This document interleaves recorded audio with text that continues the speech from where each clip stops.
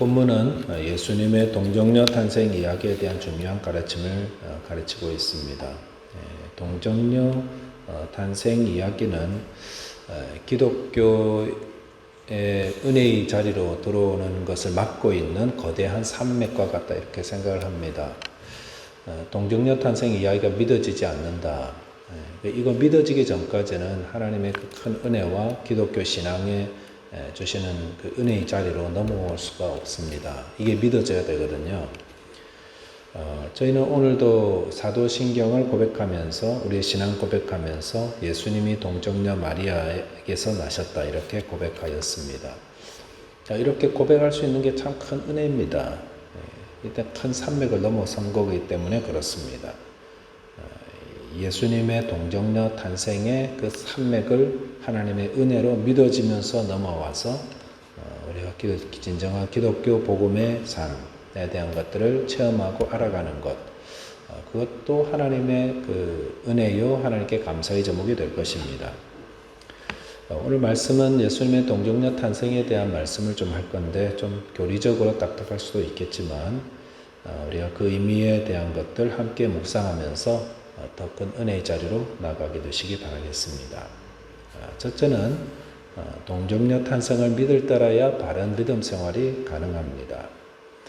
본문은 마리아와 약혼 관계에 있던 요셉이 어느 날 약혼녀 마리아가 임신했다는 사실을 알게 되면서부터 시작됩니다. 예수님 당시 유대인들 사이에서 그 약혼이라는 것은 오늘날 그 결혼과 매우 유사한 그런 구속력을 가지고 있습니다. 약혼했는데 정절 지키지 않았다. 그러면 율법은 돌로 쳐 죽이라고 했습니다. 물론 당시 유대 사회는 로마법으로 이렇게 다스려지고 있었기 때문에 그렇게 죽일 수는 없었지만 임신한 마리아는 큰 수치를 당하게 되었을 것입니다. 그런데 본문 19절에 보시면 그의 남편 요셉은 의로운 사람이라 그를 드러내지 아니하고 가만히 끊고자 했다라고 했습니다. 요셉은 의롭고 착한 사람이었습니다. 그래서 마리아를 공개적으로 수치를 당하게 하기보다는 조용히 파혼하려고 했었습니다. 20절 보니까 이 일을 생각할 때에 주의 사자가 현몽하여 이르되 다윗의 자손 요셉아 내 아내 마리아 데려오기를 무서워하지 말라. 그에게 잉태된 자는 성령으로 된 것이다 라고 하였습니다. 하나님은 천사를 보내어서 요셉에게 그의 약혼녀 마리아의 잉태가 성령으로 된 것이다 라는 것을 알려주셨습니다. 사람들 가운데 이제 이 본문을 읽고 늘 그렇게 질문하지요. 어떻게 남자 없이 여자가 잉태할 수 있는가? 그런 의문들을 제기하고 심심찮게 그런 공격들을 합니다. 그런데 가만히 한번 생각해 보십시오. 이 이슈가 얼마나 어떤 근거에 의해서 그런 질문을 하고 있는가 하는 것입니다. 왜 남자 없이 여자가 아기 낳는 게 그렇게 이야기거리가 되고 있을까? 그 질문의 배경에 있는 것은 우리의 경험이죠. 그리고 과학, 이성, 합리성, 이게 이제 배경으로 있는 것입니다. 이런 것들에 근거해서 우리의 경험, 또 우리 과학, 합리성 이런 것에 근거해서 남자를 알지 못한 여자가 잉태할 수 없다 이렇게 단정짓곤 합니다. 그러면은 조금 우리 멀리 떨어져서 우리가 그렇게 질문하는 그 근거, 경험, 합리성, 또 우리 과학 이 근거를 좀 이렇게 멀리서 떨어져서 다른 세계가 있다는 것을 좀 생각해 볼 필요가 있습니다. 즉 과학이 설명하지 못한 초과학, 그리고 우리가 경험으로 자연에서 경험하지 못하는 초자연의 세계, 이런 것들이 우리에게 있다라는 겁니다. 예를 든다면은 태양 같은 경우에 여러분 태양 보면서 늘 놀라십니까? 하나도 안 놀라시죠. 오늘도 태양 보면서 그럴 건데 태양은 기적 덩어리죠. 기적 덩어리. 저게 지금 오랫동안 불타고 있는데도 산소를 주입하는 것도 아니고 무슨 재료를 갖다가 불 떼는 것도 아닌데도 여전히 불타고 있고요. 타고 나면은 에너지의 법칙에 의해서 이게 좀 죽었든지 사라지든지 재가 나오든지 이래야 되는 그런 것도 하나도 없고 그 여전히 그냥 불타고 있어요. 그래서 지금 과학자들이 해에 대해서 태양에 대해서 많은 설명을 내놓고 있지만 그 에너지가 어디서 나오는지 아직도 모르는 거 아니겠습니까? 과학이 설명하지 못하는 것도 우리는 보면서도 그냥 잘 살아가고 있잖아요. 1996년에 둘리라는 복제양에 대한 굉장히 그게 센세이션이 있었던 적이 있습니다. 그전에는 가축들을 이렇게 그 실험실에서 만들어내곤 했거든요.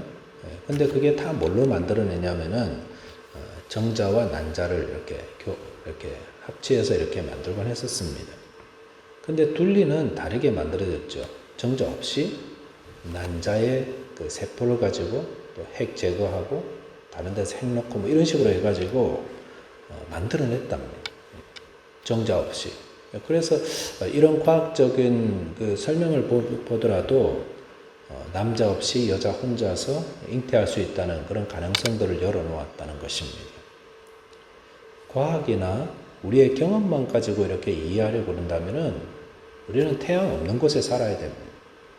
우리는 어쩌면 굉장히 좁은 어떤 우물 안에서만 살아가는 그런 존재가 될 것입니다. 그래서 나의 경험과 나의 과학과 합리성만 가지고 모든 걸 이해하고 그것만 받아들이겠다라는 태도는 지혜로운 모습도 아니고 굉장히 옹졸한 자의 모습입니다. 과학으로 설명되지 않고 이성으로 설명되지 않는 그런 많은 사건 가운데에 오늘 우리가 다루고 있는 그 동정녀 마리아의 탄생, 예수님의 탄생도 포함되어 있다는 것입니다. 그리고요, 좀 다시 한번 이렇게도 생각해 볼 필요가 있습니다. 우리가 믿는 하나님이 어떤 분이신가? 우리가 믿고 의지하는 하나님이 남자 없이 동정녀에게서 성령으로 잉태할 수 없게 그 정도 일도 못 하시는 하나님이라면 과연 그런 하나님을 우리가 믿을 가치가 있고 의지할 가치가 있을까라는 겁니다. 하나님은 이보다 더한 일들도 하기에 충분하신 분인데 그 정도도 못 하시는 하나님, 그분이 아니라는 겁니다. 하나님을 믿는 자는 그 동정녀에서 성령으로 잉태되어서 예수님 태어나게 충분히 하실 수 있는 분이십니다. 예수님의 동정녀 탄생은 어떤 이해의 영역이 아니라는 거죠. 저희가 지금 말씀드리는 것은 그것은 믿음의 영역입니다. 아직도 잘 믿어지지 않는다. 그러면 하나님께 기도하셔야 됩니다. 하나님 이거 좀 믿어지게 해달라고. 24절에 보시면은 요셉이 잠에서 깨어 일어나 주의 사자의 분부대로 행하여 그의 아내를 데려왔다라고 했습니다. 꿈에서 천사를 통해서 마리아에 대한 소식들은 요셉이 잠에서 깨자마자 마리아를 데려왔습니다. 마리아의 잉태 사실을, 성령으로 잉태된 사실을 믿고 받아들이고 그 다음 액션으로 들어갔다는 겁니다. 요셉이 뭐 과학적으로 이해가 돼서 한 거 아니잖아요. 하나님을 믿는 자이기 때문에 하나님의 말씀을 믿음으로 받아들였던 것입니다. 아직도 동정녀 탄생에 대한 것을 내가 과학적으로 꼭 설명해야 믿겠다라는 태도는 바른 태도가 아닙니다. 아직도 믿어지지 않으시는 분들은 하나님께 은혜를 구하시기 바랍니다. 그래서 기독교 신앙의 큰 산맥을 넘어서 주님이 주신 풍성한 은혜의 자리에 들어와 하나님께 영광 돌리시기를 바라겠습니다. 두 번째, 그렇다면 왜 예수님은 성령으로 동정녀를 통해서 태어나야 했겠는가라는 겁니다. 사실은 이게 더 중요한 내용이죠. 너무 동정녀 탄생이 가능하냐 마냐 이거 가지고 이야기하다 보니까 핵심을 자꾸 놓치는 거예요. 핵심을. 왜 예수님이 성령으로 동정녀를 통해서 태어나야 했겠는가? 이것을 바로 알아야 우리의 믿음이 더 견고해지고 더 건강하게 자랄 수가 있습니다. 21절에 보면은 아들을 낳으리니 이름을 예수라 하라. 이는 그가 자기 백성을 그들의 죄에서 구원할 자이심이라 라고 하였습니다. 여기 보시면은 태어날 예수님이 이 땅에 오시는 이유가 이걸 좀 잘 알으셔야 됩니다. 예수님 오시는 이유가, 예수님 태어나게 하시는 이유가 그 백성을 그들의 죄에서 구원할 자, 그거 위해서 오시는 거다라는 겁니다. 꼭 기억하시기 바랍니다. 예수님 오신 이유가 이것 때문입니다. 예수님 이 땅에 오신 이유는 죄인들을 구원하기 위해 오셨죠. 그래서 예수님은 하나님이 보내신 우리의 구원자, 무엇으로부터의 구원? 죄로부터의 구원. 이거는요, 꼭 기억해야 돼요. 이거 기억하면서 예수님 믿어야 됩니다. 자, 그런데 하나님이 그의 백성들을 그들의 죄에서 구원할 구원자가 되려면 아주 중요한 조건이 있습니다. 그것은 죄인이 되어서는 안 된다. 죄가 있어서도 안 되고 죄인이 되어서는 안 된다. 그럼 죄인을 구원하는 자가 죄가 없어야 한다. 죄인이 아니어야 한다는 것은 이 땅에서도 동일하게 적용되는 그런 방식입니다. 법정에서는 죄인들의 죄를 다룹니다. 그런데 거기에 변호하는 변호사가 만약 어떤 범죄에 연루되어 있다면 저는 법을 공부하지 않았지만 상식적으로 보기에도 그 변호사는 변론을 못할 것입니다. 그거는 뭐 판사도 마찬가지고 검사도 마찬가지입니다. 죄 있는 사람이 무슨 죄를 다루어요? 일단 그 죄를 해결하고 와야 되는 거죠. 죄를 다루는 사람은 죄가 있어서는 안 됩니다. 죄를 지어서도 안 되고. 예수님이 이 땅에 오신 것은 죄를 다루기 위함이셨습니다. 죄인을 구원하기 위해 구원자로 오셨는데 만약 예수님이 죄인이거나 죄가 있다면 예수님은 자격상실입니다. 그렇다면 우리가 또 한 가지, 누가 죄인인가? 이거 한번 물어봐야 되죠.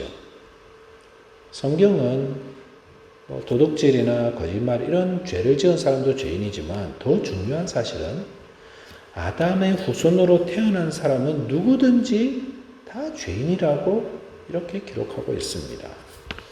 로마서 5장 12절에 좀 흥미로운 구절이 하나 있는데 이렇게 기록되어 있습니다. 그러므로 한 사람으로 말미암아 죄가 세상에 들어오고 죄로 말미암아 사망이 들어왔나니 이와 같이 모든 사람이 죄를 지었으므로 사망이 모든 사람에게 임하였느니라. 이게 3단 논법처럼 되어 있는데 한 사람으로 말미암아 죄가 어디에 들어왔다고 그랬습니까? 그 한 사람이 누구죠? 잘 알죠? 아담이죠. 아담으로 말미암아 죄가 누구에게 들어왔다고요? 아담에게 들어왔다고 쓰지 않고 세상에 들어왔다 이렇게 기록하고 있습니다. 그 말은 아담으로 인해서 그의 후손들은 다 죄인이다 라는 것을 말씀하고 있습니다. 아담이 죄를 지은 후에는 그의 후손들 가운데 선악과를 따먹거나 비슷한 죄를 지은 사람이 아니라 할지라도 그가 아담의 후손이고 아담의 DNA가 흐르고 피가 흐르고 있다면 그 사람은 자동적으로 죄인이다. 이렇게 성경은 말씀하고 있습니다. 즉 우리 안에 아담이 가진 그 피와 그 DNA, 죄의 속성이 흐르고 있다는 겁니다. 그래서 누구든지 여러분 저나 여러분 다 아담의 후손이잖아요. 처음 시작이 아담과 하와니까 거기서 다 내려온 거잖아요. 그 저와 여러분 간에 그 누구도 나는 죄 없어 이렇게 말할 사람 아무도 없습니다. 우리는 죄가 뭔지 너무 잘 압니다. 왜? DNA 안에 우리 피 안에 이 죄성이 섞여 있으니까 척하면 다 알아요. 그래서 로마서 3장 23절 말씀에 모든 사람이 죄를 범하였음에 하나님의 영광에 이르지 못한다라고 했습니다. 이미 우리의 마음으로 얼마나 많은 죄들을 짓는지 몰라요. 그런데 예수님은 어떻습니까? 예수님은 아담의 후예로 오신 게 아닙니다. 그렇게 아담의 후손으로 왔으면 자격상실이에요. 구원자가 못 되는 거예요. 그래서 예수님은 죄가 없으신 몸으로 이 땅에 오셔야 되기 때문에 죄가 없으신 성령으로 동정녀의 몸을 빌려서 태어나신 하나님의 아들, 죄 없으신 하나님의 아들. 그러면서도 동정녀의 몸에서 태어나신 완전한 인간. 그래서 예수님이 그 죄 없으신 그 몸으로 우리를 죄를 구원하기 위해서 십자가에서 자기를 희생하고 죽으심으로 그를 믿는 자들에게 하나님의 구원자가 되셔서 우리를 구원해 주신 것입니다. 조금 딱딱한 이야기지만 꼭 필요한 이야기입니다. 저와 여러분께서 다시금 성령으로 잉태되어 동정녀 몸에서 태어나심으로 죄 지은 자들을 구원해 주신 우리 주 예수 그리스도 하나님의 아들, 그분을 힘입어서 죄사함과 구원을 얻게 되시기를 주님의 이름으로 축원드리겠습니다. 기도하시겠습니다. 하나님 아버지 감사합니다. 하나님의 아들 성자 예수께서 우리의 죄를 해결하시고 우리를 죄에서 구원하시기 위해서 죄 없으신 몸으로 이 땅에 오기 위해 성령으로 마리아 동정녀의 몸을 통해서 이 땅에 태어나게 하심을 감사드립니다.